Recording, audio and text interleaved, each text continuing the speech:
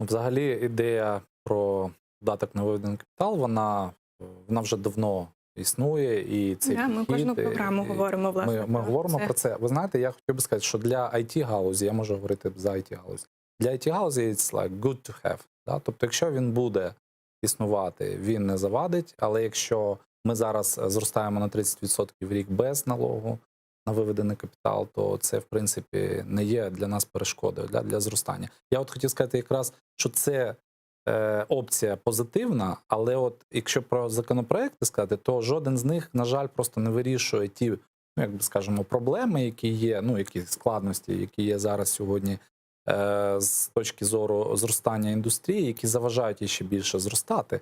І оці законопроекти, на жаль, не відповідають, вони не вирішують ці проблеми. І якщо ми говоримо про альтернативні законопроекти, які там з'являються зараз, вони все ж таки альтернативні, але тільки в частині і податків, знову ж таки, і в частині якогось, ну скажімо так, можна сказати, це не регулювання, але ж намагання якось відрегулювати, якісь там критерії ввести.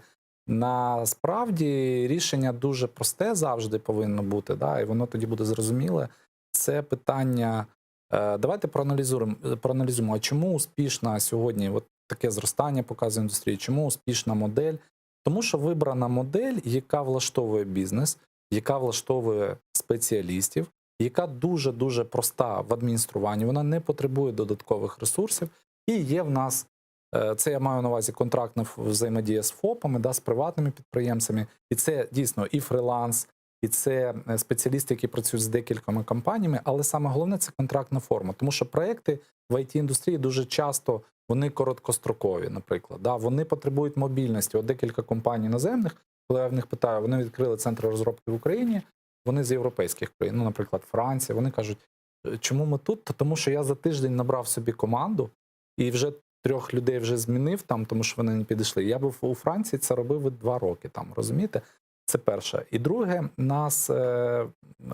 ми просто хочемо, щоб було б ідеально, якщо б той трудові відносини, про які йдеться і в законопроекті, да, і пільги для трудових відносин, вони би просто були вдосконалені. Тому що чим більше ми наблизимося до контрактної форми взаємодії між спеціалістами і компаніями, гнучкою, простою, незарегульованою, тим ефективніше буде. Тому що зараз світ, от та ж Америка, дивіться, карантин що показав? От зараз всі працюють віддалено. IT-індустрія дуже ефективно. Ми дуже швидко переключились на віддалений режим, і ми ефективно працюємо. Але деякі країни тільки приходять до того, да, що контрактна форма є гнучкою, вони її запроваджують більше, більше, більше. Наприклад, менеджмент знаходиться в штаті, да, а контрактники і розробники, вони знаходяться на контрактах. І вони дуже гнучко міняють команди і розподіляють фінансові ресурси.